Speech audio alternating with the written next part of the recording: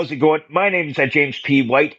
That is Chris Mooney. This is the Bald and Short of It podcast. And yes, we are still alcoholics.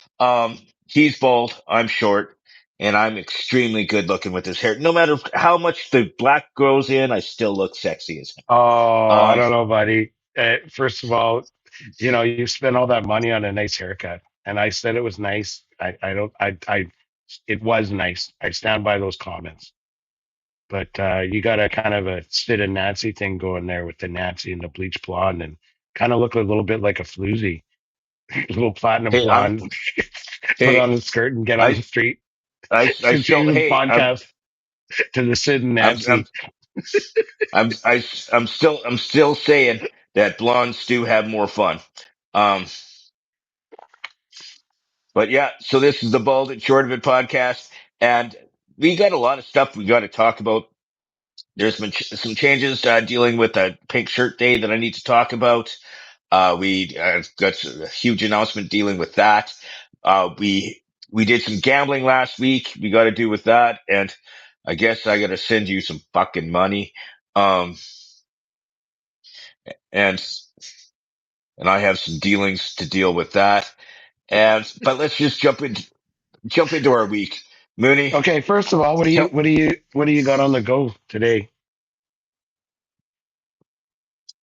vodka, soda, and lime, and I'm drinking Alberta Ice Vodka. Oh, okay. They got that looks pretty nice. Yeah, They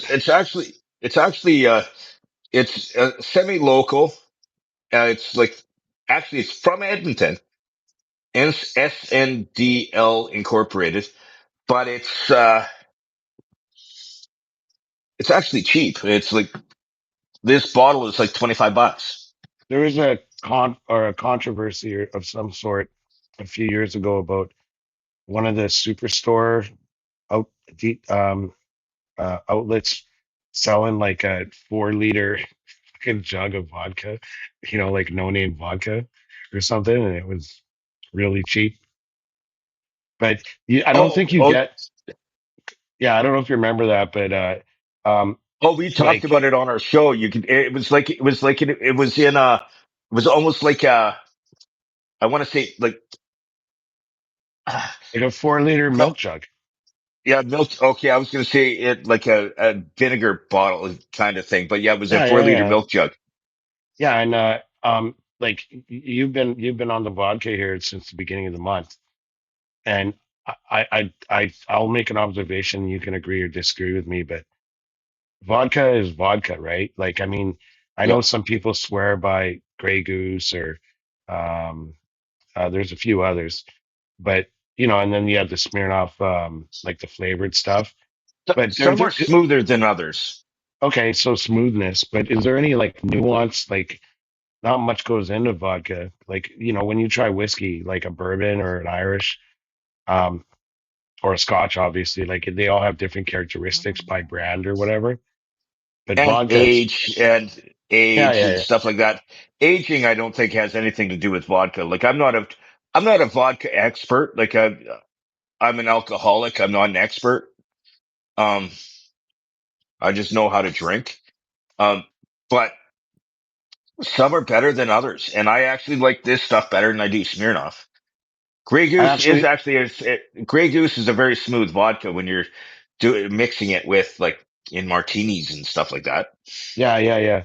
I actually read something interesting today, actually, um, in a book where it's like if you have a really nice Scotch, like say a 12-year-old Macallan or whatever, anything like that, that enjoy the like, and you have a bottle. It said bring 2 bottles, bring like Johnny Walker Black or some lesser Scotch with you, and or have it nearby, and only have one like tumbler of the good stuff, and your next drink your the next drink or drinks should be the cheaper stuff because your tongue gets numb or something from the alcohol and you don't enjoy the taste as much. I think I might do that from henceforth. Makes Oh sense yeah, anyway. yeah, yeah. Drink the expensive stuff first, and then it's also Yeah, you but get not a lot. drunker. Yeah. Yeah, but you get drunker on it, so then don't really care what it tastes like. I always drink this yeah. shitty There's stuff at that the too. end. Yeah. So you wanted to? Do you have a beef about our like? So without going into sports per se, um, we had we had some wagers. By the way, Super Bowl, we're wagering the fuck out of that. Like we're gonna do the um we're gonna do the over under on the coin flip on the anthem, um, all the prop bets we're gonna do. The only Um, problem I have with that is what time does the Super Bowl start? Usually it starts around 4. I work until 4. Oh well, you can come after or whatever. Yeah. Johnny and I'll probably do all that prop stuff, and we can do stuff after or whatever. Like But we can definitely bet on some of that stuff, but at like 4, pre-bet yeah, on, yeah, you know, yeah. like It doesn't change and much. I definitely want to bet on whether or not someone streaks the halftime show.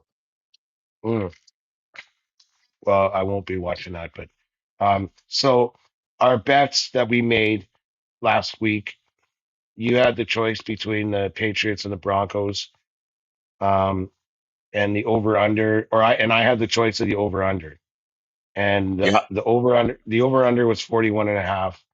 You got to choose the winner. You chose the Broncos. They lost. The yeah. over under was 41 and a half, and that soupy snow stained. I mean, I don't know if you watched that game, but did you see the difference between the first half and the second half? It was like night and day. It turned into just a snow fest. In the first half, there was no snow at all. Anyway, it ended up being what, 13, 10, 7, 17. And Yeah, it was obviously not the 41 and a half. That was the over under. So I won the yeah. under. And then the next game, Rams and Seahawks. By the way, I'm picking the Seahawks to win next a couple weeks from now in the Super Bowl. They're my favorite team. Obviously, I got emotional skin in the game. I And think we then have to do I think we have to do rock paper scissors for that no, because no, the way that we yeah, do there's or a coin flip on no, who picks the winner first. no, We because we have consecutive bets, so it's kind of like someone has to pick first, but then someone else has the right to pick to take the next one, and then you just swap back and forth. Because I won this week, I have the right to pick first, No, so you I'm gonna don't. pick. No, we're not going there. We'll Okay, cross that whatever. bridge when we get there. Anyway, I picked the Seahawks, and you had the opportunity to pick the over under. The over under was 47 and a half, which is pretty high. You took the under. There were well over 47, and what was it, 31-27? So obviously that's like Yeah. 50, 58 points. So you lost that one. So of the 4 bets we made, and then we had a side bet that if anybody won more than half of the 4 bets that we made, they'd get an extra $5. So you But lost all of them, and I got 20 from that plus the 5. but I have a dispute over the over under for Yeah. the Seattle Seahawks because originally I said over, and you go, no, there's no way it's going to go that high. You'd be dumb if you did it. I have the clip. I can't play it right now, but I will play it at the end of the podcast where you basically said that's a dumb idea if you do that. And Well, that's how I felt. then I caved and went, you know what?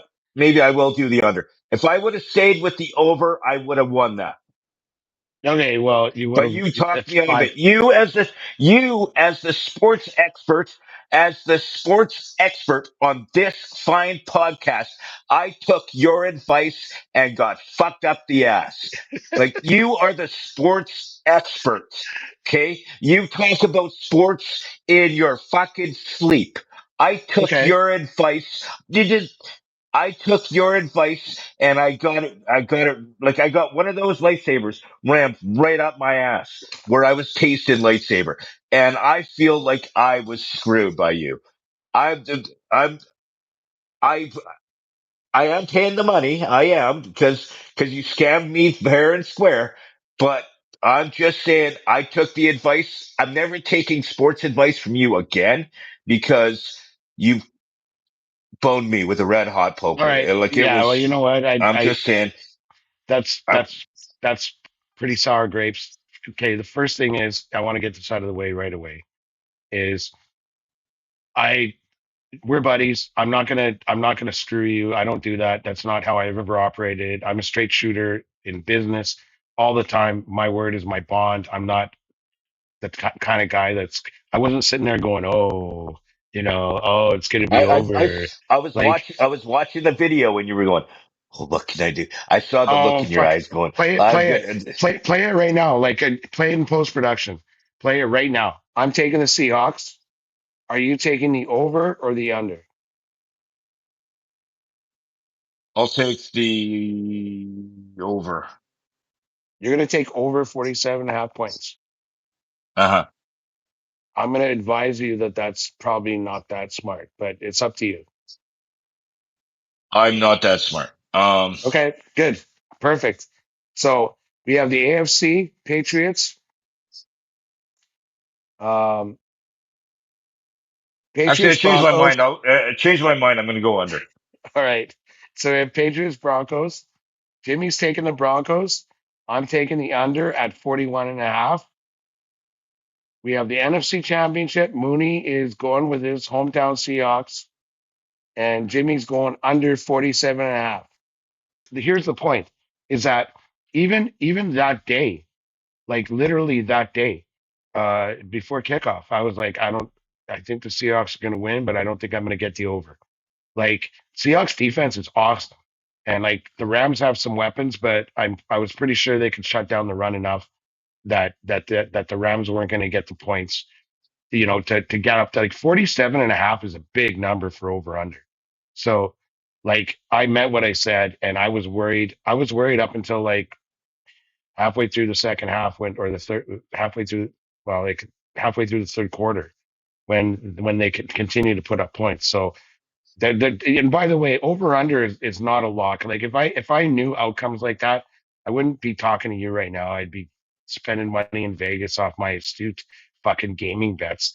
Like, I don't, fuck off. Like, I didn't. I told you what I thought. If I I'm had that just, but the if I had moral that I took decision from to the make, I story, would have lost. but the moral of this story is I don't have sour grapes. I'm not pissed off with you. I'm not Why'd you mad. bring it up? I, Why'd you bring it up, you because floozy? the moral of the story, and I want all listeners to understand this. Okay, don't take sports betting advice from Mooney when you're betting against Mooney.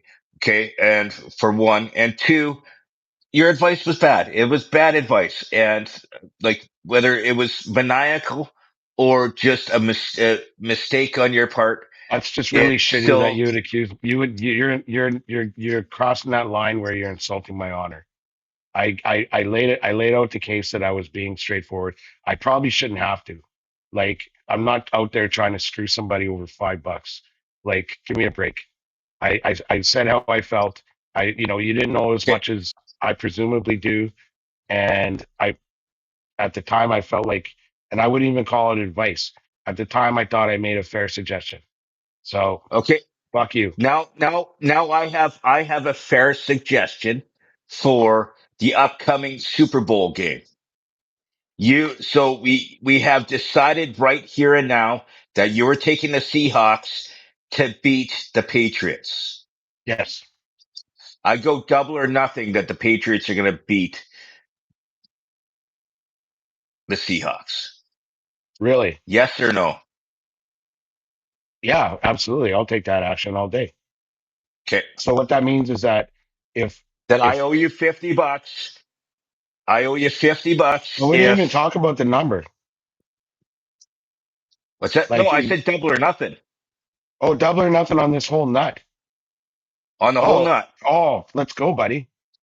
So so if the Seahawks win, you owe me $50, If and the and Pats win, I owe you 25, or you owe me nothing.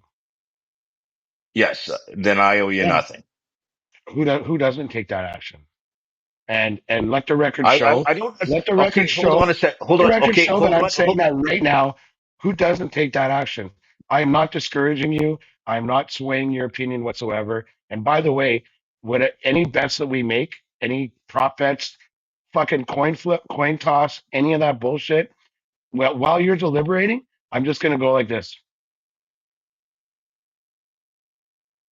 so as not to be accused of some sort of maniacal, as you put it, fucking act to screw you out of a measly $5. Actually, you know So, what? I changed my mind, but I mm, want to do a. no, man, you fucking no, you can't I do did that. it. Like, don't you're gonna go back to the sports book in Vegas and go, oh, by the way, I changed my mind. Okay, double or nothing. So Yeah, if the Patriots beat the Seahawks, then I owe you $50. what's gonna happen is we'll probably meet at a bar or something, and you'll give me my $50, and then I'll cover the tab, and it'll be a fucking wash anyway. Uh, either either way. But let the record show, I am saying unequivocally that not for 1 second did I think for at any moment that I was being disingenuous or somehow selfish or trying to screw you. I was not. At the time, I thought I was giving fair advice. And by the way, we're talking about fucking over under here, okay? Like that's not even about like that's a prop bet. It's not even like you can know everything about everything and like not get a prop bet.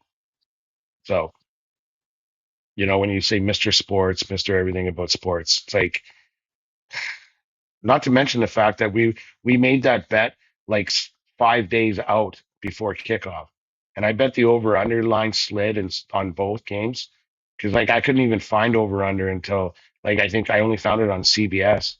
So enough with the sour grapes. You kind of look like maybe you look like the whining floozy that you are when you say stuff like that. Okay, so Super Bowl. What's the date of the Super Bowl before we If I'm not get into? mistaken, it's February 8th. Let me double check. It's It's Saturday, usually two February. weeks. It's Yeah. usually 2 weeks after. Yeah, it's Sunday, February 8th, and they tell me it starts at 4:30, so that might work out. We usually go to or I don't say usually, but last year we went to O2's um by your house Oh, okay. on 111th and 159th or whatever, or 50 56. 56. Yeah. We went there last year and we had a lot of fun. Rashan and Andrea already want to go, and I'm sure Johnny would be in. So Okay, yeah, it wouldn't so be. I don't think it'll be that big a chore for you to slide over. okay. But we propped the shit out of it last year. Like we're looking at our phones, like finding the line for how long the anthem would be, heads or tails. Um, and those ones like yeah, like you basically do an over under on the anthem, and someone takes one side, someone takes the other side. And again, that's just kind of like I get first choice this time, you get first choice next time, all the way through. We've already got the win loss. It's the win loss is the double or nothing. That's beautiful. I thank you, thank you. Okay, okay. Again, we're getting way too much into the sports. I didn't want to stay this long into it, but I have one question.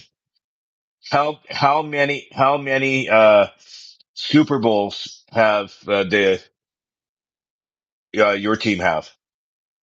Uh, Seattle, I think, has three Super Bowl. I think they've won three or four.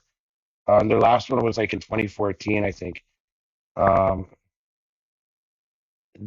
I think it's three. This will be like their, and then there was the one that they lost. Um, yeah, first three Seahawks first three Super Bowl appearances. February 2006, they lost. Um, and then um, 2014, they beat the Broncos 43-8. 2015, they the Patriots beat them 28-24. Yeah. So, but if I'm not mistaken, I thought that they'd won three, or maybe they've been to three, won one, and this is their fourth appearance. Okay, Um, sweet. Okay, yeah, but they're a wonderful team. Um, not but they're much one to. of the newer teams. They're one of the newer teams in the league, aren't they? No, Seattle. they're celebrating their 50th season right now. Okay, sorry, my bad. I'm thinking of the hockey team. Um, Yeah, and they won. They only won in 2013, and I think um, yeah, and they lost in 2014, and that was their last oh, appearance. okay. So before we Oh get no, out of sorry, I'm sorry, sports, sorry. They lost in 2006. They won in 2014, and they lost in 2015. Ironically, against the Patriots. So okay. So now that we're done talking about our gambling addiction and the fact that I uh, did that, and so now I could owe you nothing, or I could owe you $50. So, but between the two teams, the Patriots have more Super Bowls than you do. absolutely, I think they have seven total, or like it's a lot, but they I think it's more than seven, but I think they might have the most Super Bowl wins in NFL history. But they benefited huge, obviously, by the Belichick, Tom Brady years. Yeah, but they've won since Brady, No, no, did they? they've been kind of in the shitter since Brady. I don't think they made the playoffs for the last 6 years or something like that. I mean, you can fact check me, but it's 6 or 7 years they haven't made the playoffs. So, but they're a really good young up and coming team. Their quarterback Drake May, he's um, a lot of people are talking about him for the MVP of the season. Like Mike Grable, who actually used to play with Brady, he's their head coach. The last two seasons, so they had this year where they won, I think, 13 or 14 games out of 17. Um, the two previous years before the coaching change, they won 4 games out of 17 in the previous two seasons before this one. So big turnaround, great coach. I mean, sometimes obviously some personnel changes, but they're an all around good football team. But they also had the third easiest schedule in the NFL the whole season, and I actually it's pretty much David and Goliath thing. So you can pay me 35 now or wait till the results and just give me 40, 50. I'll give you 50 and then make you pay for the tab. Yeah, easy call. Fuck But you. but all right. So that's part one of sports. We're not going to get too in depth with sports later. We want to talk about a couple of Yeah, things, yeah, yeah. but but that's our sports for the day, Yeah, and then we'll like I get should closer say to. Super Bowl viewing party um at starting at say 3:30 at O2's on 156 and 111.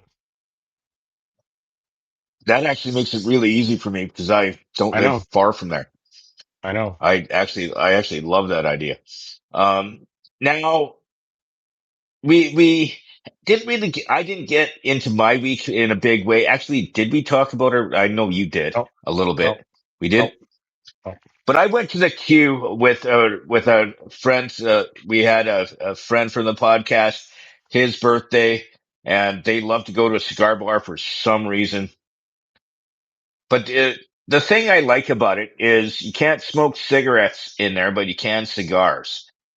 Yeah. But I left everything I wore, my jacket, my shoes, even my fucking underwear smelled like cigars. Like it's better than smelling like stale cigarettes, but it penetrated me. It was So kind of when you were that's like routinely smelling your own underwear, you noticed that it smelled like cigars. no, I smelled all like I could smell it on everything else I was wearing, so I just You just non sleazy. Did that something I just happen that night nonchalantly. where the pants came off? Like I don't know. I wanted to come, but I couldn't make it. I wish I could have. It was our friend of the podcast, Marco. Big shout out. We we Yep. we uh, we mentioned his birthday last week. I wish I could have been there. I hope you guys had a good time. But yeah, fill us in. Well, it was a good time. I like it there. It's a chill place. You know, they have a host or hostess that makes sure that you find a seat big enough, like group big enough for everybody. The staff is amazing. Yeah, Marco knows everybody that works there on a first yeah. name basis, and the women fondle him. It's don't tell his wife. Um, his wife doesn't listen to the podcast, does she? I don't think so, but yeah, like so. Did you like we usually sit at the bar when I go there with Marco. In fact, last time I was there was with friend of the podcast Marco and friend of the podcast Johnny, and who both were celebrating their birthdays last week. And we usually sit at the bar. Where did you guys end up sitting? We sat at the bar for most of it, but then when we were anticipated, because we were there for a couple of hours, and the plan was you were going to come after a certain time, but Yeah, you were delayed, and so you didn't. We moved because I could only sit on the bar stools for so long yeah, yeah. because I'm a midget. Your feet I fall asleep. digress. My feet fall asleep, and it hurts my back, and then once I break the seal, I have to pee 100 times and having to climb up and climb down off those big chairs.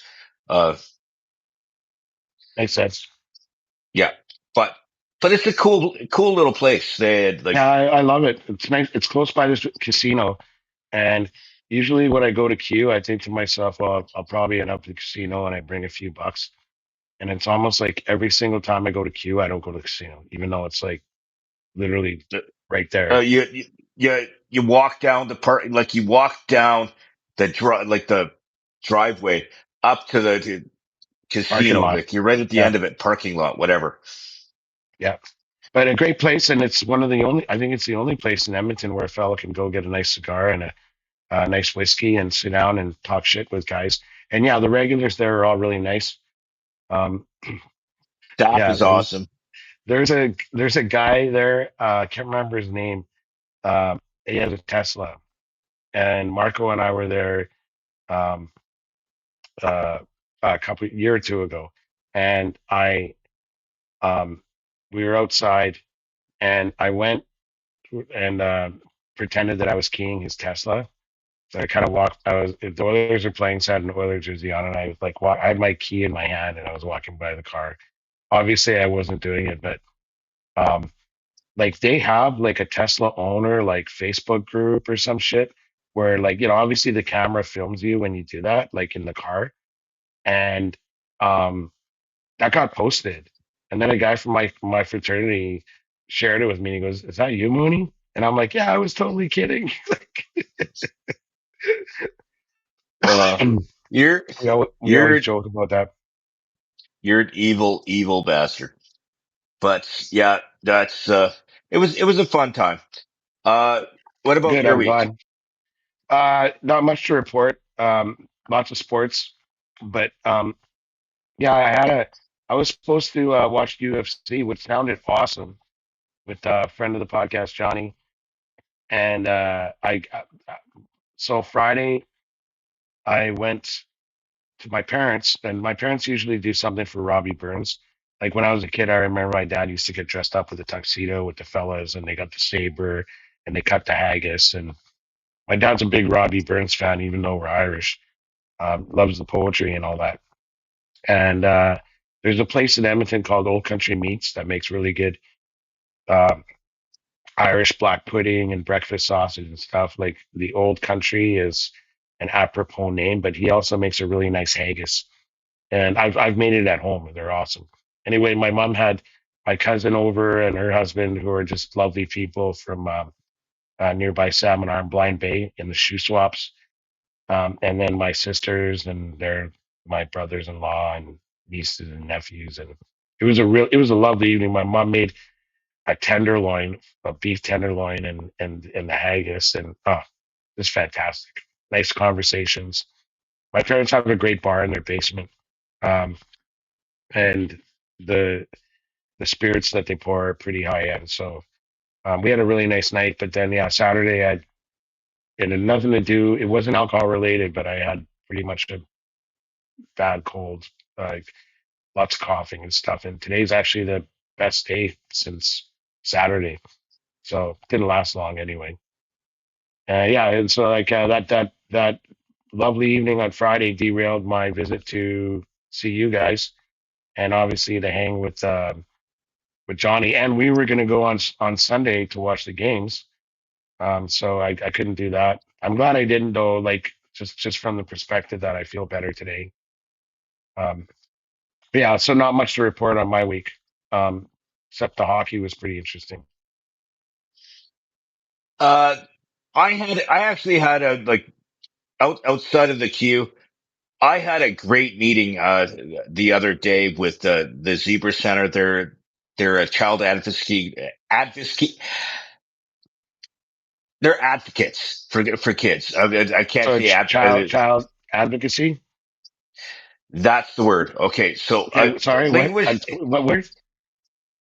It's they're a child advocate center. There, I'm going to use it that way. Well, And when you advocate, what are you doing? you're advocating. So Like, let's get but into this how because would you there's okay. characterize Let's the okay. actions of an advocate? They advertise. So the whole purpose of this is not to you to bully me about the way I can say advocacy. Uh, Oh, it's bullying, is it? So the Zebra so it's Center, for like, for those of you that don't know, is a child advocacy group. Um, and yes. can you say for our dear listeners, like maybe in a few sentences, um, like what they do in general, like 365? Is it a drop-in center? Is it programs like where kids come in for an hour? They I can't give all the details. I usually leave that up to the people that do it, and usually they talk about. There's a lot of stuff that they do where it's not top secret, but uh, privilege. Like they don't like privileged information. Like the kids that are coming in, like they're in some ways they're like a silent helper for kids, and but they also do reach out. They have a reach out program, and that's usually what I deal with when it comes to Pink Shirt Day. So they are going to be on board with me this year for Pink Shirt Day on the February 25th, which is a Wednesday. I do a live stream, and this year I'm actually doing it from 2 p.m. till 3 p.m. Usually I do it between 11 and 1, but that kind of didn't work this year. But, but yeah, so on the February 25th, I will have this, like someone from the Zebra Center on board, as a representative to talk about what they do. Last year, the lady that we had, Sam, she was amazing. She talked about cyberbullying and, things that you could do to deal with it, who you could talk to and stuff like that. And like they usually, when we have them on, they talk about how they help people. And what they deal, like how they can serve the people, families or kids that reach out to them, and it's really cool. This year, my theme for actually Pink Shirt Day is it's called "Believe in Yourself." You're stronger than you think. That's my theme this year. The past couple years for Pink Shirt Day, I've dealt with, like I've said, we're stronger together. You're not by yourself. But this year, I kind of wanted to do a little bit of, you know, self help. Like you can do it. Like when people say you Yeah, can't, you still can. And believe in yourself. That's all you need. And if nobody else believes in you, you still can do it.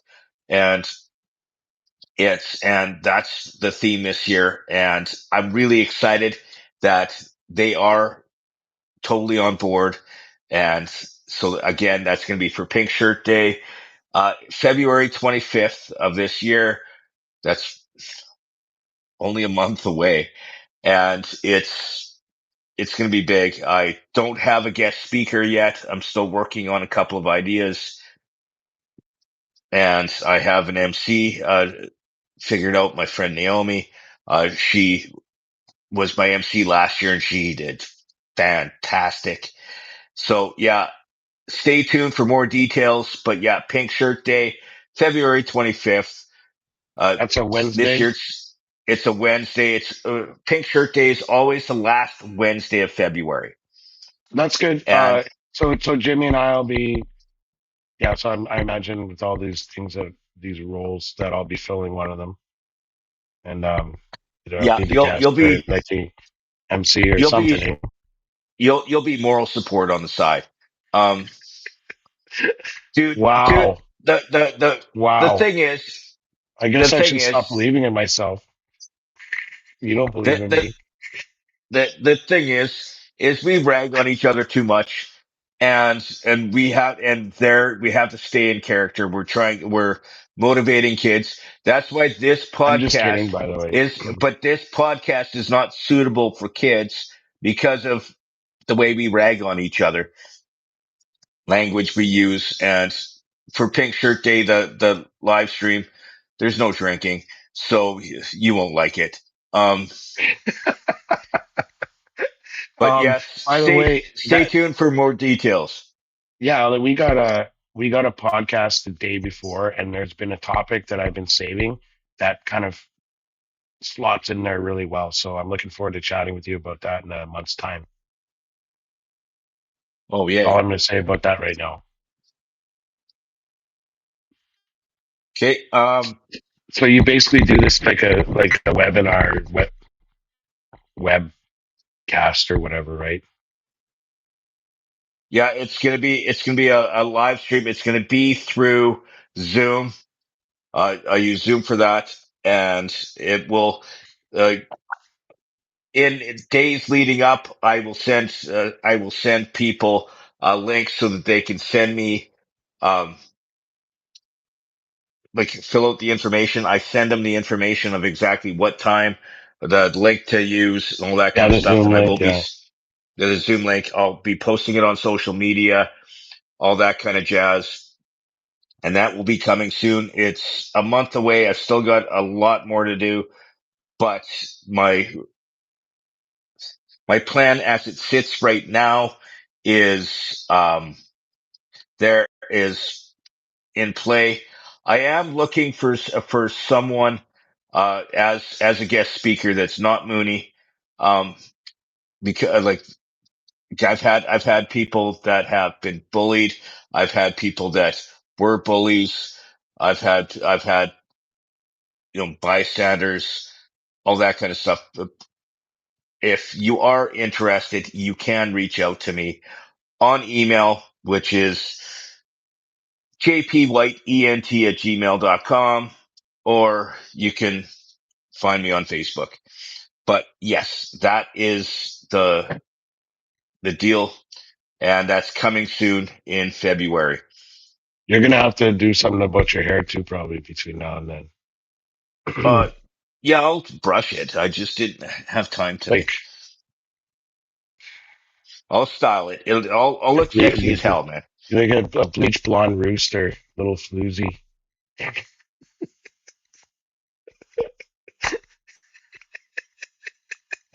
Okay, so what else do we have going? Okay, so you added this thing on our list, and I'm kind of curious about it because I was looking at it for our document, and it says traits of emotionally intelligent people. So where did you Yeah. find this? Online. Um, I I feel like maybe we all could be a little bit better at listening now, and that includes me and everybody else because we literally like we communicate less. People work at home. I mean, that's not as much of a contributing factor as, of course, our phones are. So it's just more about like emotional intelligence. Um, we had something else in our notes about common courtesy at the hockey game that maybe we can tie into this. But the idea being is that like how can we be more cognizant about um, the world that we live in, and maybe more empathetic to the people that are around us that we either interact with every day, or just, if you're at the grocery and you wait or you move out of the way because someone needs to get by. And and back in the day when I got my undergrad degree in psych, we talked about, it was kind of more of it was less of a catchphrase. They just said empathy, but emotional intelligence. So why don't you read through, or I'll let you. Okay, I have a question. You have an undergrad in psych, Hmm. and you're one of the craziest people I know. Crazy. Define crazy, Crazy, Nancy, crazy. with that haircut. Hey, listen. I prefer Betty. Um, Fucking Foghorn I'm Leghorn over there. I I I'll love say, I'll Foghorn say, Horn I'll Leghorn. say. Okay, so the traits that you came up with here in this document that you found is traits of an emotionally intelligent people. I'm not going to read everything that's here. I'm going to go through the list. Okay, and don't stop me until I go through the entire list. Yep, So we've got awareness of your feelings, staying in control, self-motivated, uh, empathizes with others, being open-minded, socially comfortable. I missed one. It socially comfortable, resolving conflicts constructively, taking accountability, accepting feedback, having strong relationships, sensing verbal cues. I'm freaking horrible at that, and nonverbal. no, Oh, sorry, sensing nonverbal yeah, cues. Yeah, I'm bad at verbal too. Um, and practicing gratitude. yep. Like, So so let's go through. by the way, like when they say practicing gratitude, I think that um they mean not being cynical and being more of an optimist. Like, I no, it's being grateful grateful to the people that have helped you. I can actually, if you want to go through, like I was going to touch on yeah, each and every last one of these, and fire away. we both reflect on on whether you hit these terms. So awareness of your feelings. Emotionally intelligent people know themselves well and move through life with clarity and confidence. So awareness of your own feelings, Yeah. yay or nay? Well, You, like, well, you, even if, yeah, like even if it's not aspirate, even if it's not like uh omnipresent in someone's life, like it could be aspirational. But I like to think that, and all of these things are ongoing in everyone's life. It's not like you climb that mountain and then you can stop being aware of your feelings. Like, it's just more of like a daily practice. So yeah, like if I'm pissed off about something, which is actually, luckily for me, fairly rare, um, the first thing I do is like go, why? And I mean, sometimes, or I'm like, why did this thought pop into my head? And or why do I feel this way, or why does that scare me? And it's like usually the first thing that pops in my head when I ask myself that question is it. But again, it's that whole awareness of your feelings, right? And so that means, like, you can't you can't address being upset about something unless you know that you're upset about something, or if you're not burying it down. yeah.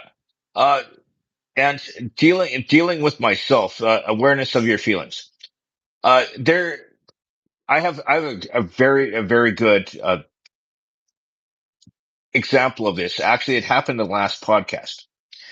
Uh, there was a point in our last podcast where I it kind of snapped. We were dealing with stuff, and you were kind of pick, like especially me looking down at my computer, me looking up. Oh, you're an introvert because don't pay attention to other people, or you're like stuff like that. And I snapped. I did shake it off. It's something that I learned in radio. It took me about a minute, but I did shake it off. Um, but I was aware that I was mad. I had to look at it and figure out what button you pushed to make me kind of go, fuck off. Um, but Well, yeah, it's I like didn't do a, I didn't do very. I had a little brother. I had a little brother. Okay. This is a bit of a story. I had a little brother that sitting at the dinner table. I'd be sitting next to him. He'd be sitting next to me with his long ass arms, and I have short little arms. And he'd be just poking me under the table, poking me in the ribs, poking me in the ribs, like poking me in the leg, like just trying to piss me off. And then my parents are unaware because he's doing it subtly. And I'm like, stop, stop, stop. And then I would just snap and just start pounding him in the face. And then I would get in trouble because I like, so That's the first behavior that they saw. was me. He was subtle. That's what having little brothers that are devils when they're born, um, I don't think that happens.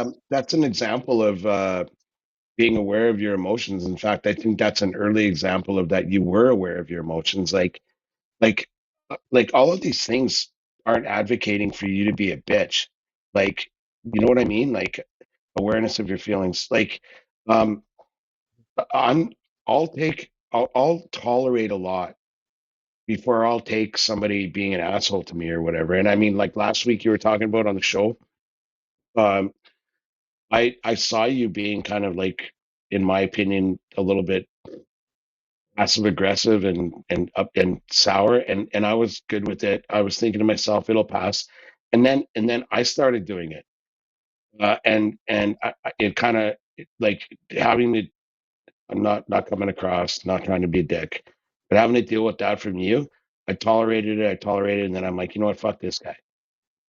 But if you look back, it lasted about 30 seconds. So I'm like, where does this go? It goes It nowhere. lasts It goes nowhere.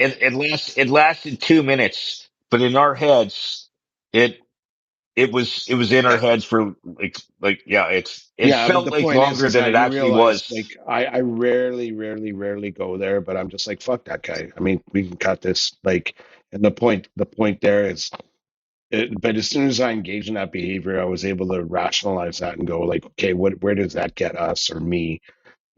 By me, I guess even passively aggressively mimicking your behavior, or whatever, like literally fucking nowhere. So, um, But we shook it off and we ended the podcast good. Um, and that yeah. actually uh, well, I except for did, I when you did, I did. except I when you manipulated me into uh my I won 25 bucks, my so what, I betting don't fucking predicament. care. But I'll admit that I didn't do a good job of advocacy. So, What? Oh, here we go. Okay, so I can't say advocacy. Um, oh look, you just did. but it's different when I hear it and then when I'm reading it, it's two totally different things. Okay, Okay, so the skip some of these next things because we did a no, lot. the next one is staying in control. We lost control, but we regained it. So it's Well, kind that of was like you and your brother growing up too, right? Again, it's like I'm mad. I'm like being aware of your feelings and staying in control are largely like they go hand in hand. linked. Yeah, Being like self so. motivated. The next one is self motivated. We we're both pretty self motivated on a lot of cases. I can work on mine. Um, Now the next one is empathizing with others, understanding and sharing the feelings with others. Yeah. Or So a lot of what I talked about in my intro of this is like exactly that, where um, um, like the grocery example, like if I'm going down a, a cart lane, I'm not gonna like plow into the main thoroughfare before the cash registers before checking to see if someone's there. Or if I'm in a aisle, I said lane, and I'm looking for something, I'm gonna put my cart out of the way so that I'm not blocking or impeding somebody else. And that's kind of like awareness of others. I'm not here to cause anybody any problems, and I'm going to respect other people's space and time. Uh, Empathizing with others was something that made me really strong as a counselor when I used to work at the summer camp. Because if kids didn't That's open awesome. up, Anyway, can we go to the next no, one? no, Or but kid, just give me a second. Because if kids didn't open up with me, I would open up first. One thing that I learned, like, is if you humble yourself before other people and share your deep dark secrets, share your vulnerabilities, stuff like that, people are more than likely to share with you if you share with them. And so that's empathizing with others because you show your weakness and then they will give you theirs. so much of all of that is about humility, and like Yes. possessing the humility to go, yeah, like I've been in that situation, I failed, or I've had self doubt, or I've gone through the same trial that you're going through now, and in fact, all of this stuff is um, really good. Really, like it's a really good. These are all traits that somebody that wants to approach leadership positively would look at.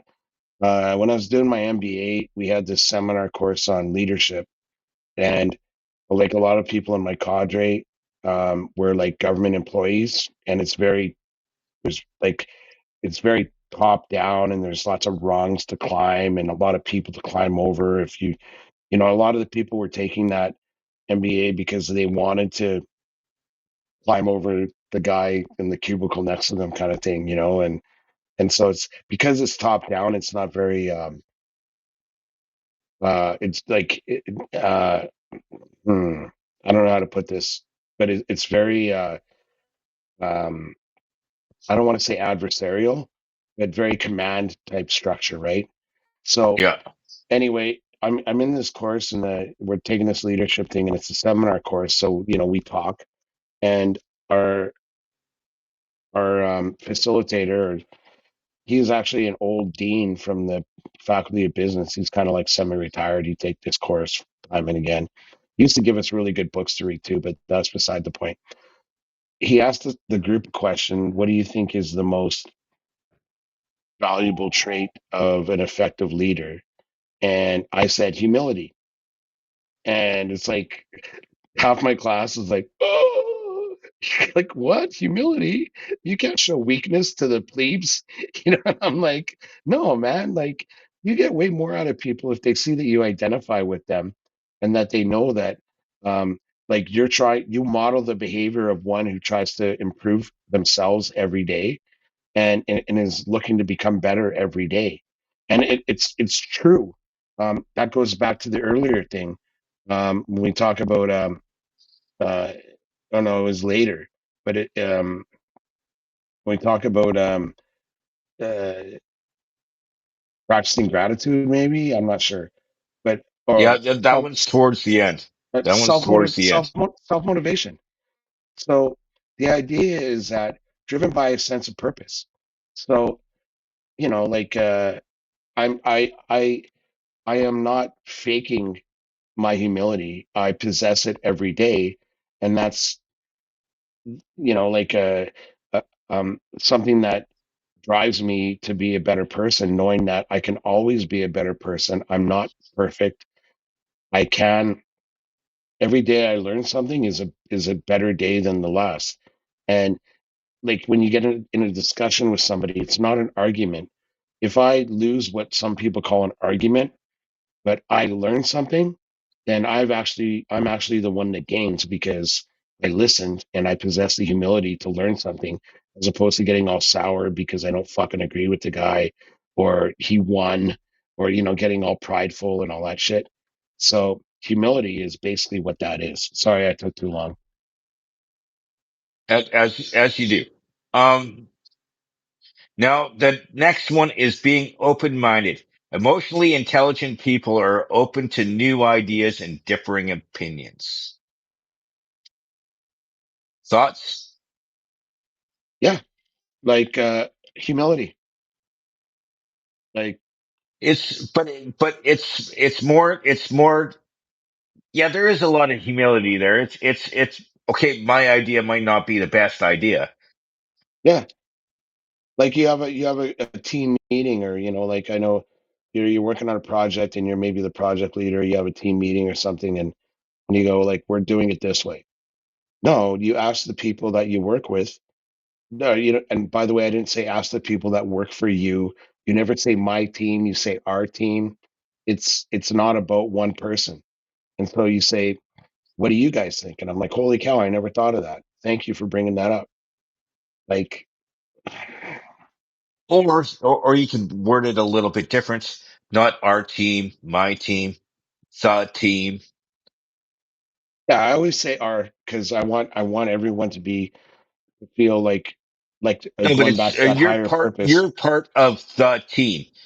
Yeah, It's like so the team works just as well.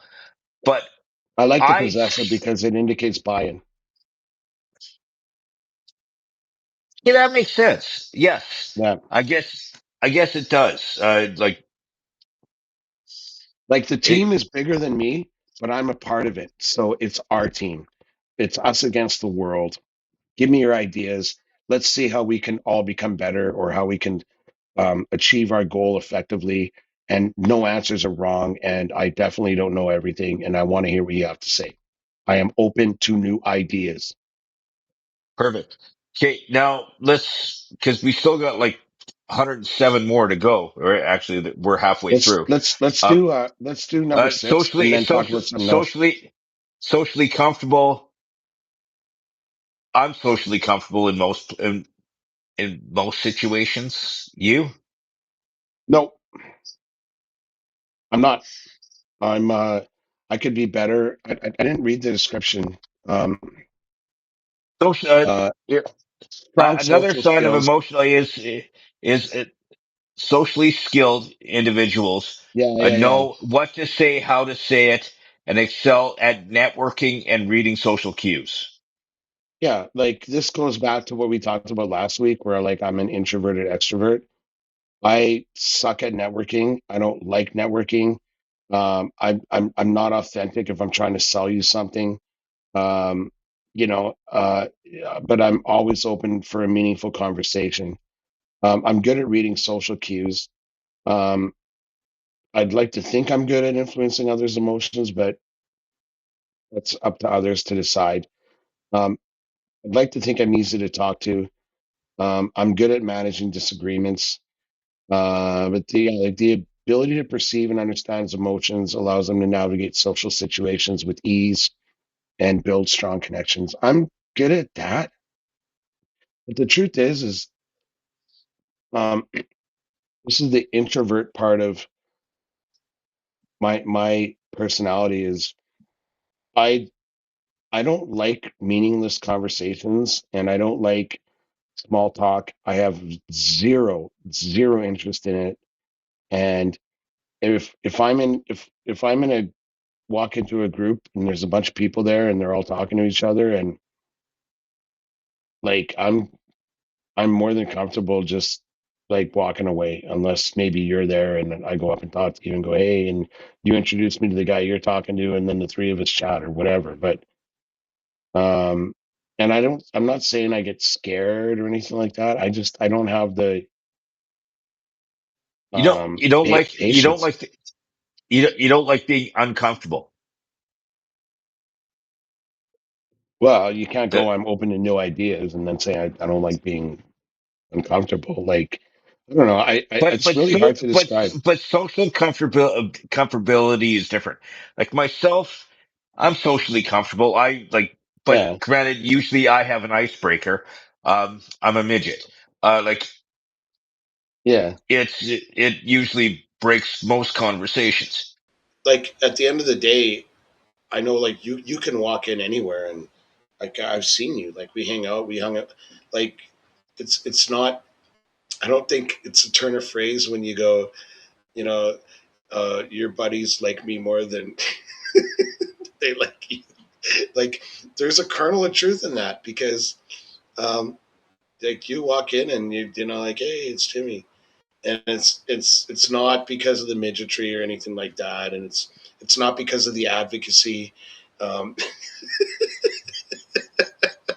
oh, that's the moment I'm looking for.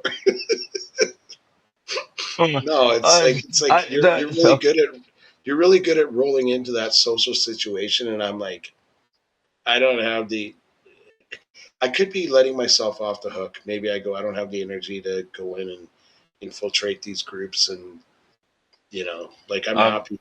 I literally can go and sit in the corner and wait till someone goes, "Hey, Moody." I I need to talk to someone. Like I can't. I feel really weird. A midget just standing there for no reason. Um, and yeah, I do have to talk to other people. So yes, I'm very socially comfortable. I'll go introduce myself. I'll try and give them a reason to make eye contact. But yes, I'm very socially comfortable. I'm just gonna go through the last couple. We're about halfway through, but we're not going to go through all of them. No, Okay, like resolving save conflict. them, for Okay, next. okay, let's save these ones for part two. So Yeah, actually, because the I next want to that hang on. I want to tie this into the hockey games. So like we'll save part two of the traits of emotionally intelligent people so or whatever. By the way, when you so said you like from you really need to talk to somebody, like you weren't talking about social. Were you talking about like therapy? Because no, you know, in social situations, I have a I psych hate degree. I'm not licensed, but I can. We can I go I offline and I connect. hate just standing somewhere, just looking around, going, um, I don't look I'm a around. midget. I do. I look around for people I know or that I might know, or I don't like just hanging out by myself.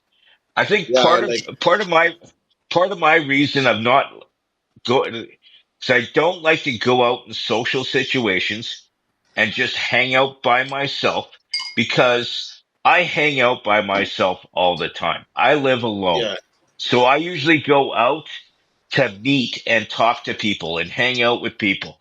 If I'm just going to a bar and drinking beer and just sitting there talking to myself, I might as well go home. It's cheaper. Um, yeah, I get that, but like when I first started living like solely alone, like when I bought my first condo and it was a one bedroom, it was just me. I like on the weekend. Remember, we were talking about Big Earn. Um, yeah, uh, that was that old joint, the Red Apple Inn on Kingsway. I lived across the street from there, and they had a really great breakfast joint. Um, and I used to get the paper on Sunday morning and like read it and have a nice breakfast by myself. And it was just so liberating to be comfortable in my own skin and not look around or worry about who's there or who's looking at me or what they're thinking of me. It's like such a blessing to not worry about that shit. Do you know what I mean? yes, I do totally know what you mean. But I also But see your reasoning and your logic where it's like I'm not going to go to the bar and sit at the bar and not like drink, pay for my drinks and not talk to anybody. like, So I it's get that. cheaper to drink at home. If Yeah, I'm gonna sit at home, if I'm gonna go to a bar and drink with other people but not talk to anybody, yeah. I can spend half the money and stay at home.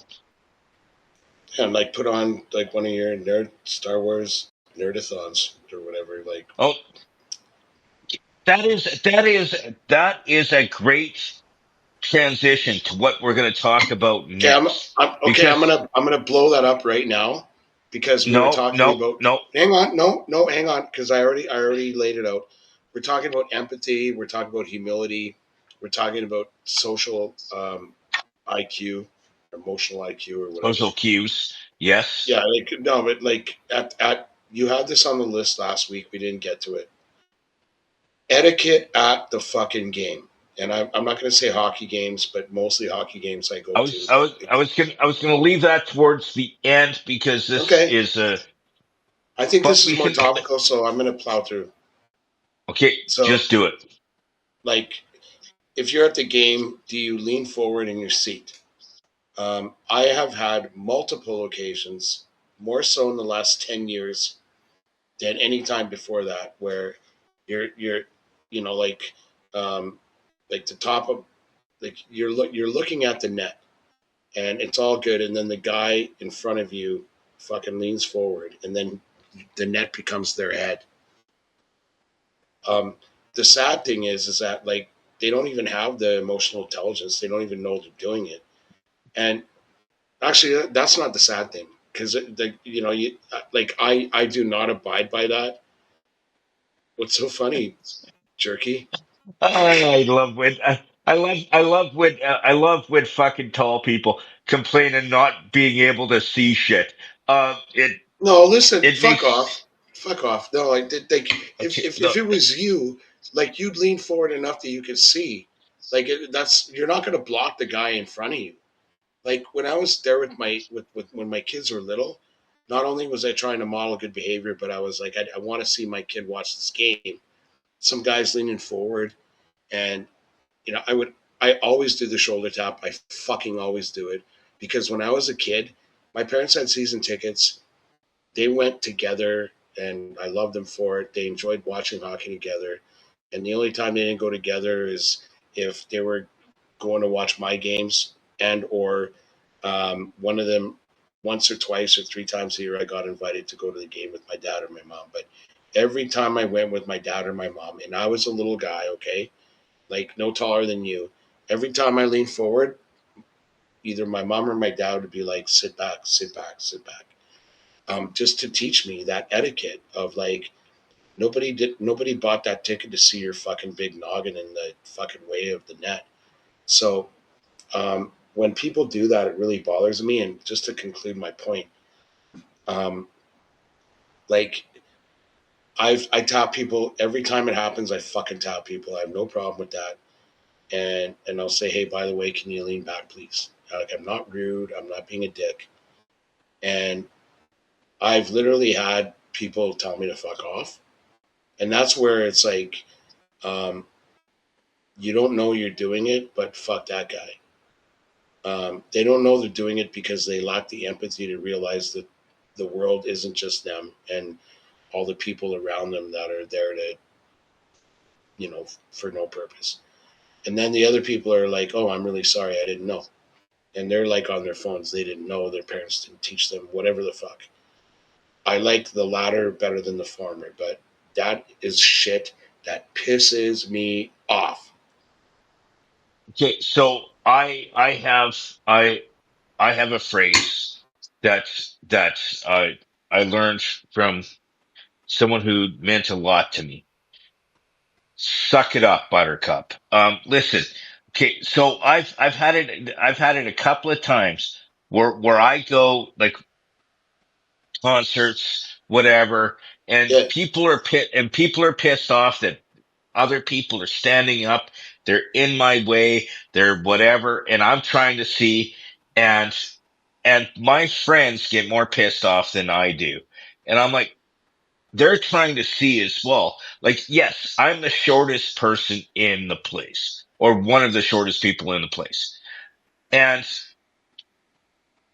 and, you know, I had this happen at a concert once when a friend of mine got mad at her mother, at this kid's mother who was trying, the kid was trying to see, and I was trying to see. So we were both we were on the aisle, kind of reaching out, and she was reaching out.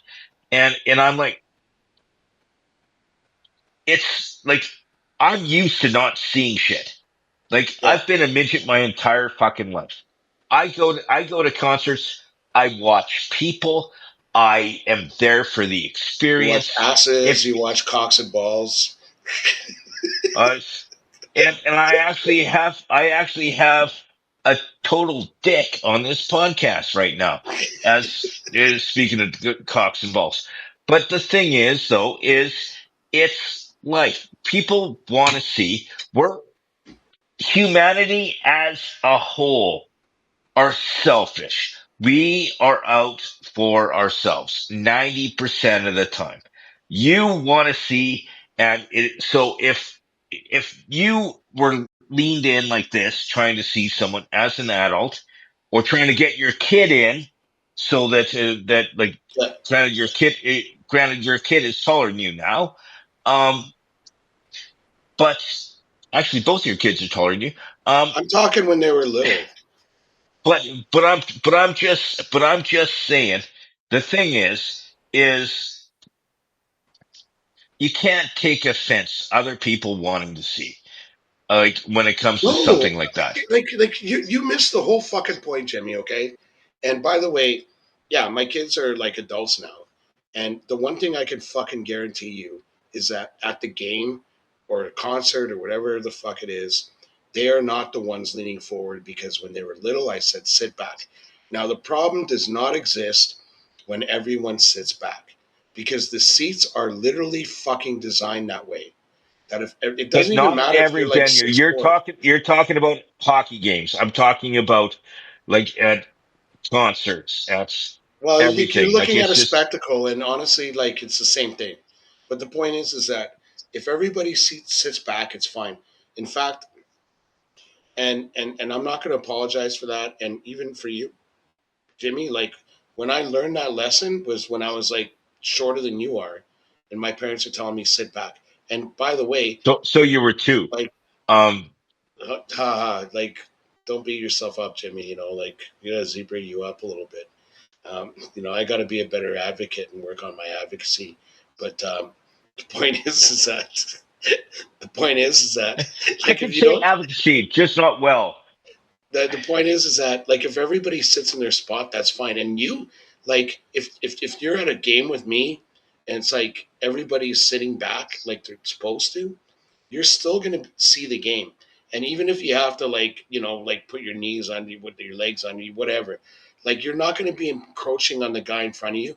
Or even if you lean forward enough that you can see it, you're still not going to be encroaching on the guy in front of you. But the point is like as a Dude, I'm general the same rule, height sitting down as I am standing. yeah, as I'm a actually general taller rule is sitting like down. have the empathy to um, not do that. And when we were at the game, I was talking last week about like a week ago Sunday. We were at the game when News got his thousandth and all that recognition and got the goal. But um, like in between, like in the commercial breaks, there was actually a guy at like a pre-recorded video. Some guy with sunglasses going, "I'm the sit back guy. Hey, sit back," and he's like showing people how to sit back. And Andrew was like, she has the same pet peeve as me. But then she goes, "Hey, that's good." And I'm like, "No, it isn't. It's the shittiest thing in the world that you actually have to have a semi commercial for the venue for that to remind people of what should be a common fucking courtesy." All I'm saying. But I think I'm right. I don't think I know I'm right. Okay, what I find funny about the start of this conversation, dealing with the courtesies during hockey Yep. game, was actually not even close to what you're touching on right here. Because the what I had written in there was taking your hat off Yeah. during the national anthems. Okay, like whether you're at the hockey game or you're watching it in a bar, like I don't care what country you're from, as soon as a national anthem is being sung, it doesn't matter if it's yours or the American national anthem or the British national anthem or whatever it is, God Save the Queen, take your hat off. You're showing respect for the country that that is participating. That was what I was talking about there, is taking Yeah, your I hat know. off during the national anthem. But I was pissed off. I was watching a game with you at Sherbrooke, and you said I didn't take my hat off because it's a Canadian national anthem. And yes, you're pro Alberta separatist. I actually am kind of pro sep, but here's the thing. You still have to show respect yeah, for every fucking country. It doesn't you're right. matter I don't disagree. if it's yours, if it's like, as soon as any national anthem is being sung, your hat should be off. Cause or else you're showing disrespect for Canada, yeah, US,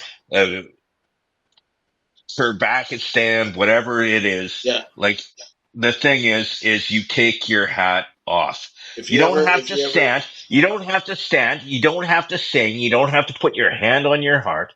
At least take your fucking hat off. I don't, you know what, Jimmy? I have been that guy, where I'm like, I hate Jean Chrétien, or I hate Justin Trudeau or whatever. And, and it's But you that, still live hang, here hang on, let me for finish. now. Okay, At the sorry. time, I didn't take my hat off, and I like literally intellectually challenged anybody that looked at me or whatever.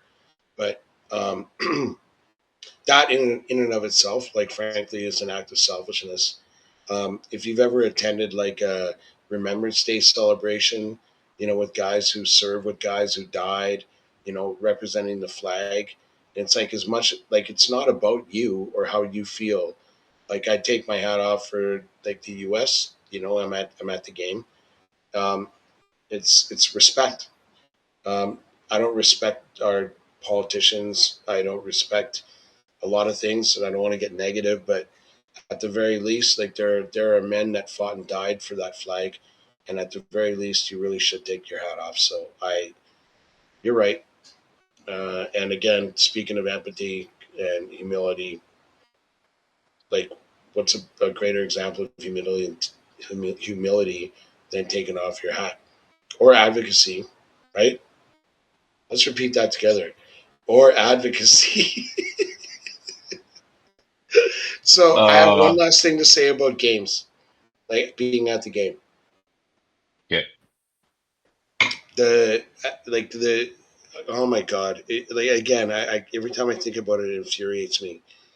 You have like Mister Sunglasses, sit back guy, and he's also talking about the people that leave while play is happening, or the people that come down like while play is happening and not waiting for the whistle. Um, oh my god! Like, we're talking common courtesy over here, people. Like, But drives me nuts. Like, how do you but not fucking, like, you're literally walking in front of people that are watching the game. but when it comes to people cut, I understand you being pissed off when people go up. But when coming down, when people are coming down before the play, before the whistle, that that is actually a staff issue. That's not a Yeah, I people know, issue. I know. That's a staff issue. Because I used to work at Commonwealth Stadium, and Well, yeah, you're the expert. whenever there was a play, we weren't allowed to let people go down. As soon as you there was a stop and play, you're allowed to go down, and Yeah, that you're literally the is fucking expert. Like, and when it again, came to that. Yes. uh, Andrea's best friend, Rashan, friend of the podcast. Uh, she and Corey, friend of the podcast, Rashan and Corey. They have season tickets, and uh, they had like a usher in their section that was like a rock star. Like, like, always hold people back. I mean, you still, people do get up. The usher can't control that. If some guy like 10 No. rows down gets up, and like, unless you have like diarrhea, you got to puke or something. Like, you wait for the whistle, right? But when people But come if down, they're go I agree. That is if the they're usher. going up, But if they're going up, They're going the usher down to the really usher. can't. The usher really can't stop them. If But they're going down, but it's the usher. Yeah. going down is the usher, So my and point is that that Rashawn and Corey are season seat holders, and um, they had a really good usher, like for the longest time. You know, like you kind of get used to a fella or whatever, know his name and all that. And then it switched to a different guy, and he's just like talking to everybody and not paying attention.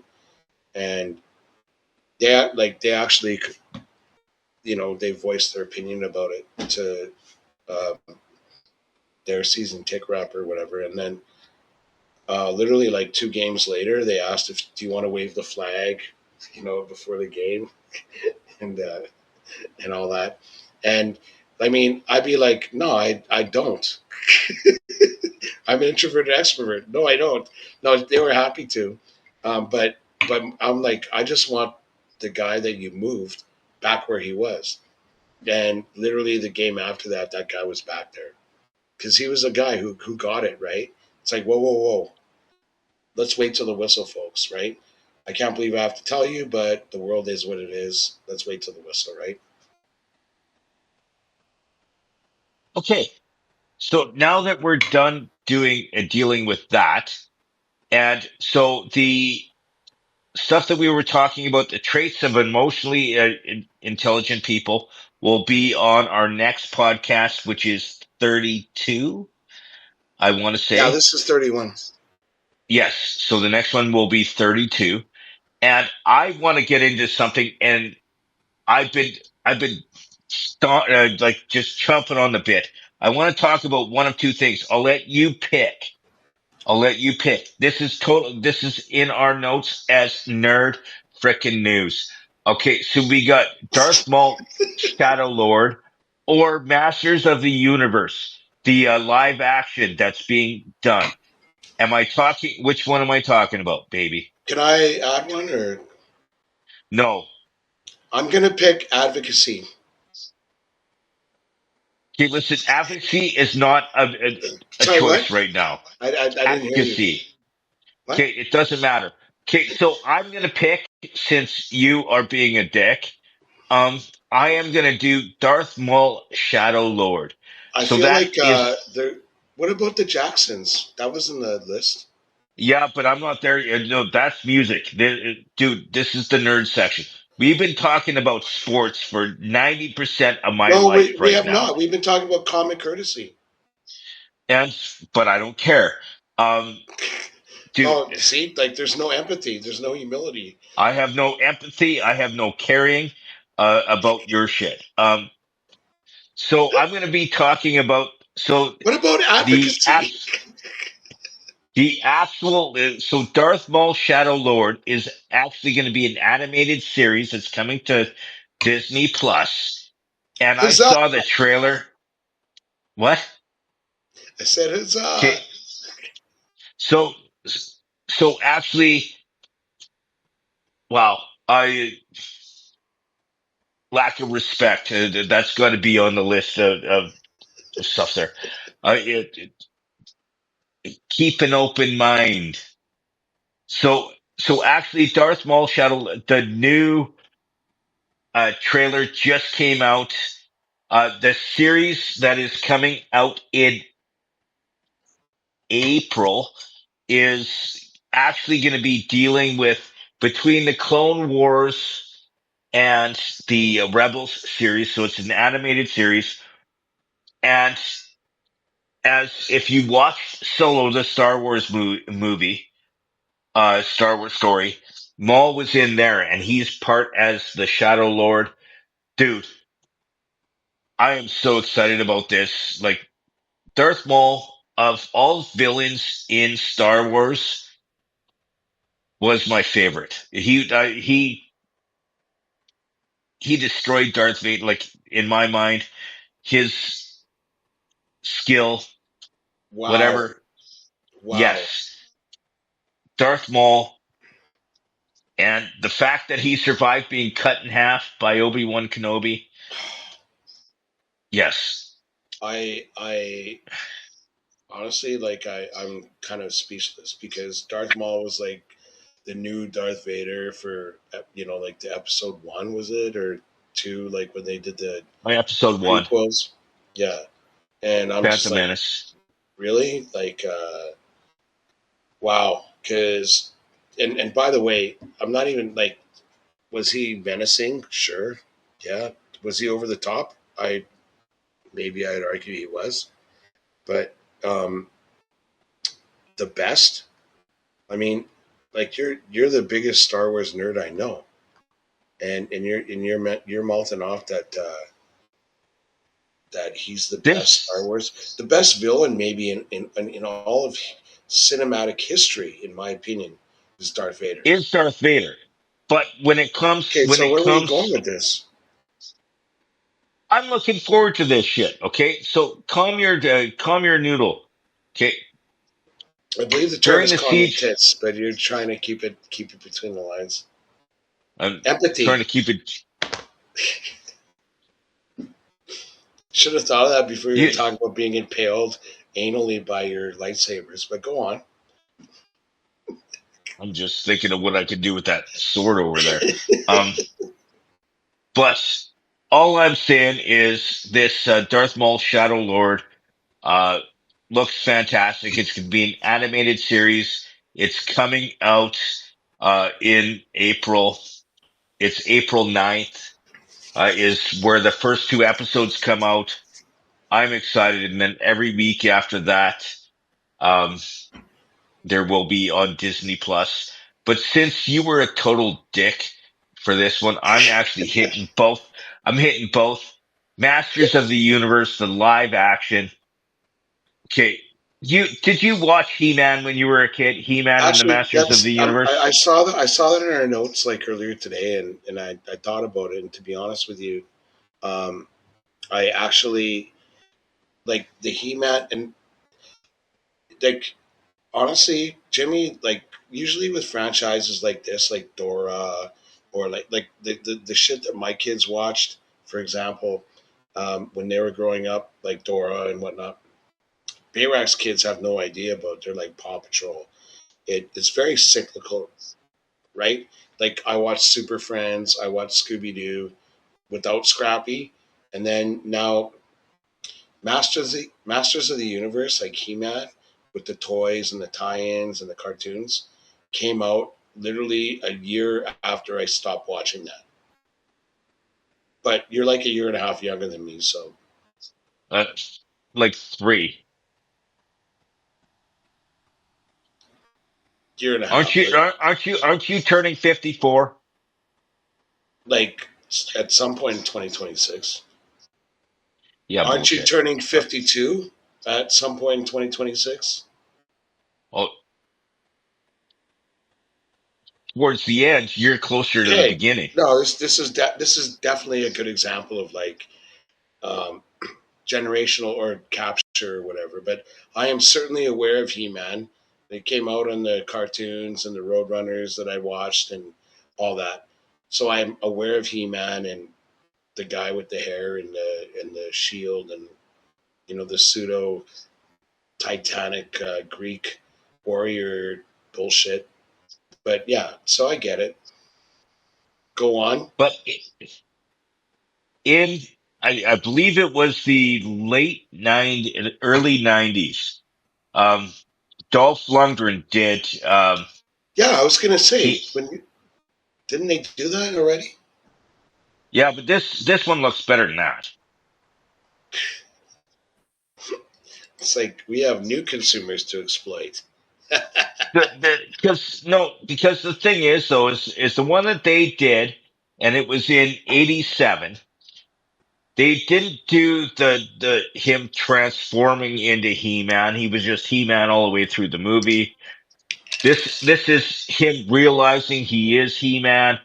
Then he does by the power of Grayskull, I have the power, and then he turns into like when I saw the trailer, it excited. I actually started rewatching the cartoons.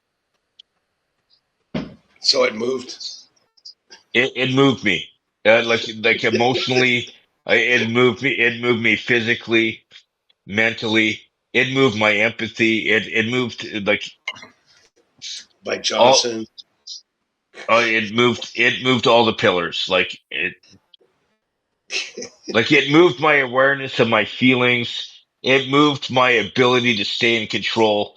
It moved my self motivation to watch the uh the cartoons. My empathy Right. for others that don't understand um what this means. My open Yeah. mindedness on the new movie. So I I read an article that like what you're talking about since you're talking about science fiction, and I am not a science fiction guy. I think I might have mentioned it in earlier episodes, but I read If you this. haven't, your wife has. I read this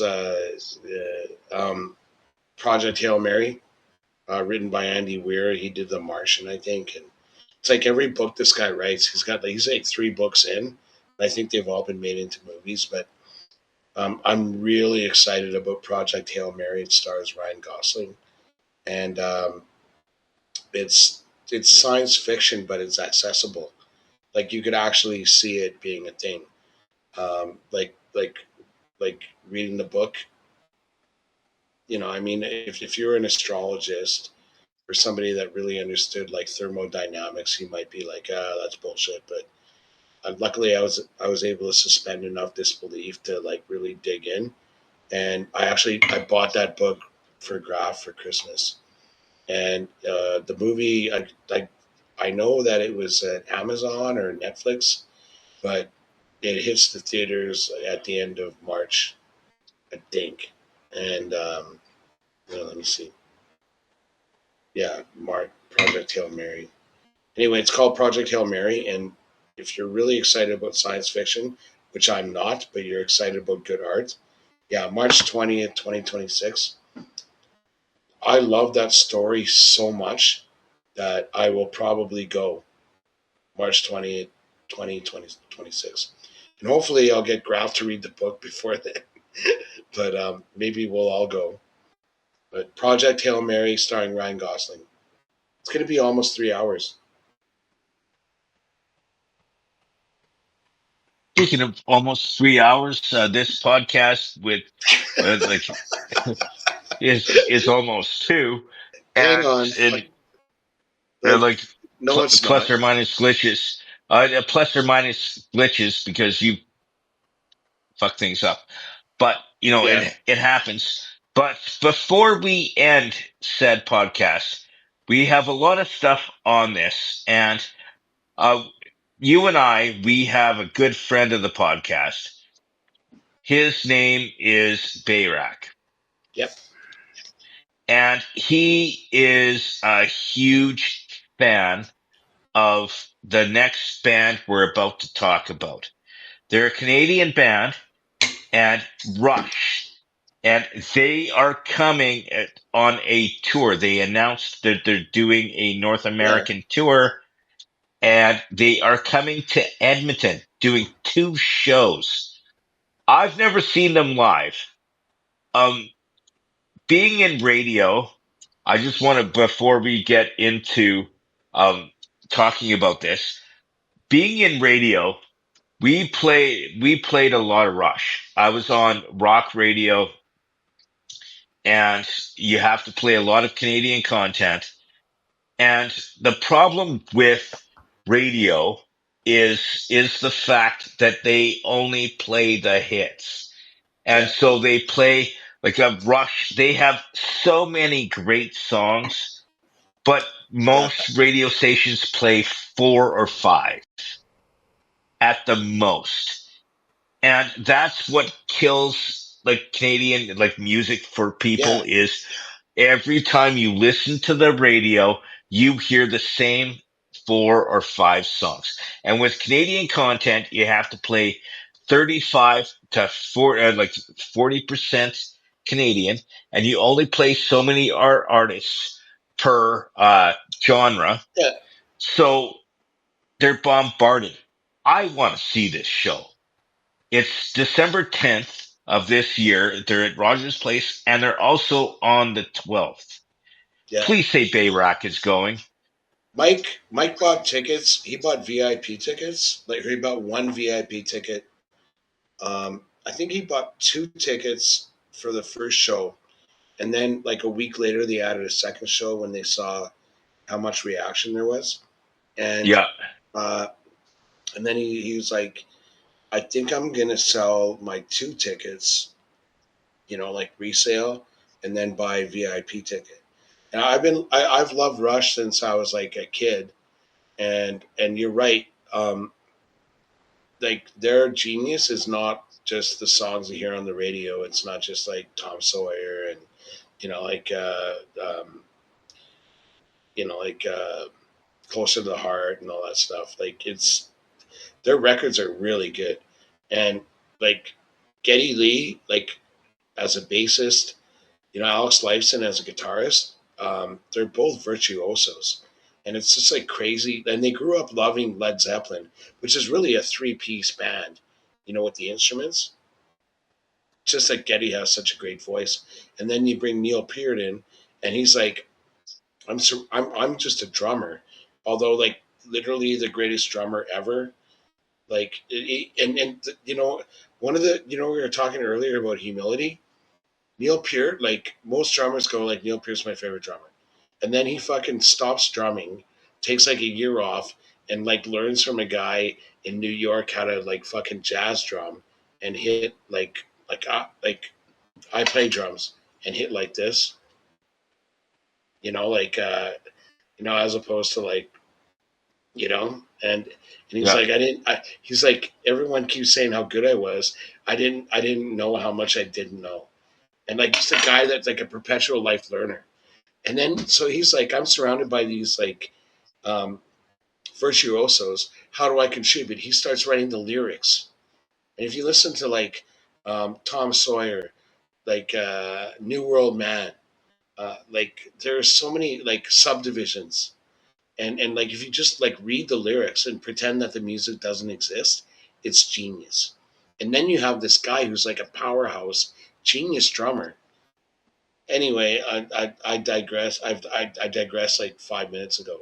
Sorry, but like But the whole what a thing loss. is they're coming to Edmonton, and but of course without Neil Peart, he passed away a few years ago.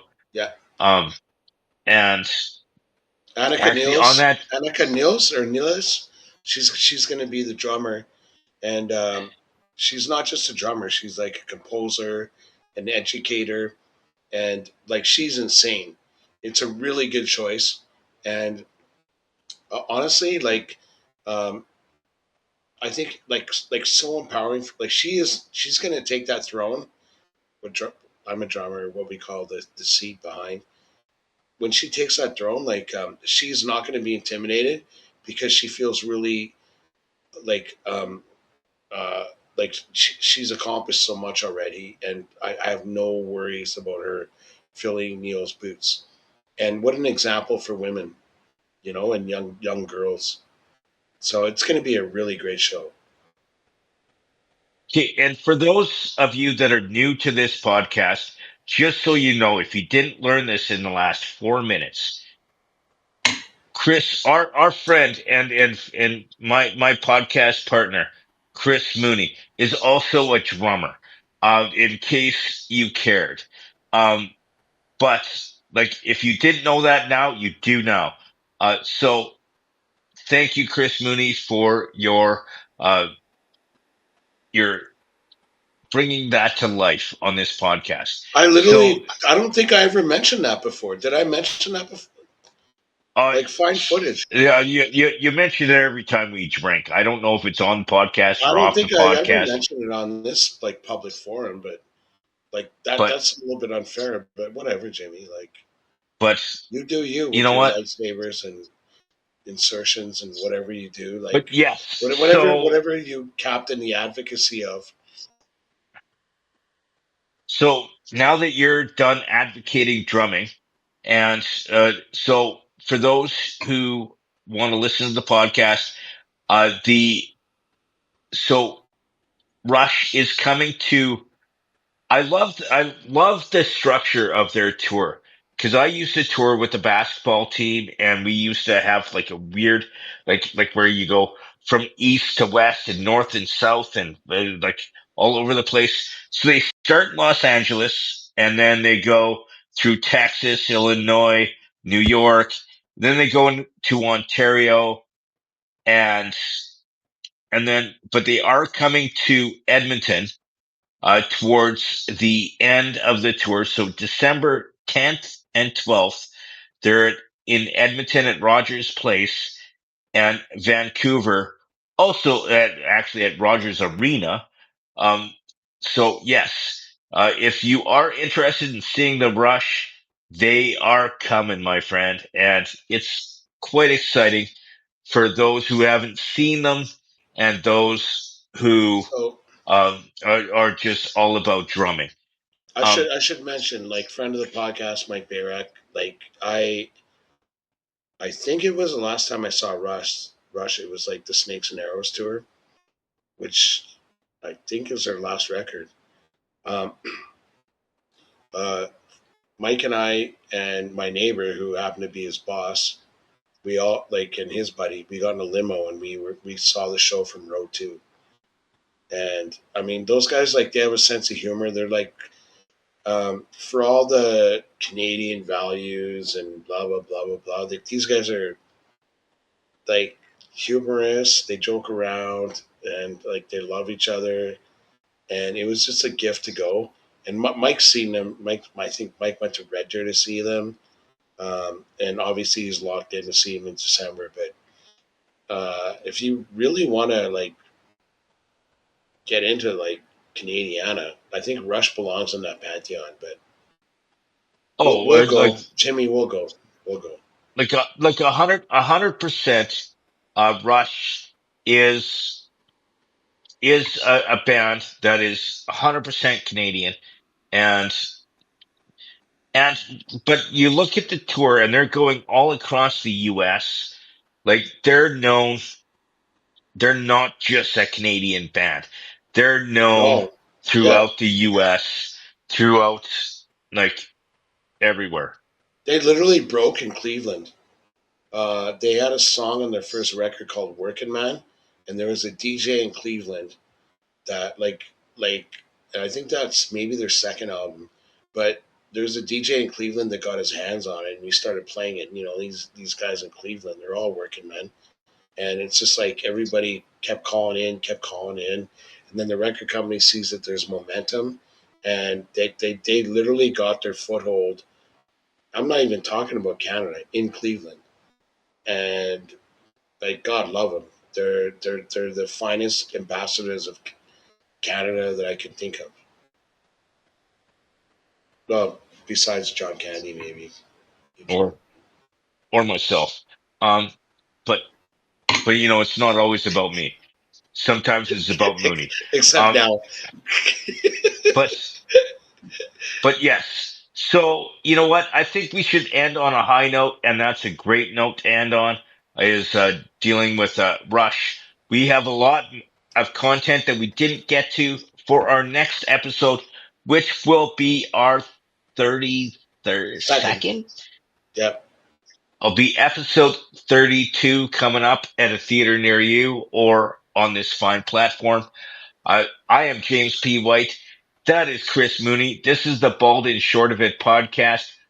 Hopefully, our next one doesn't have as many glitches, but see you next time.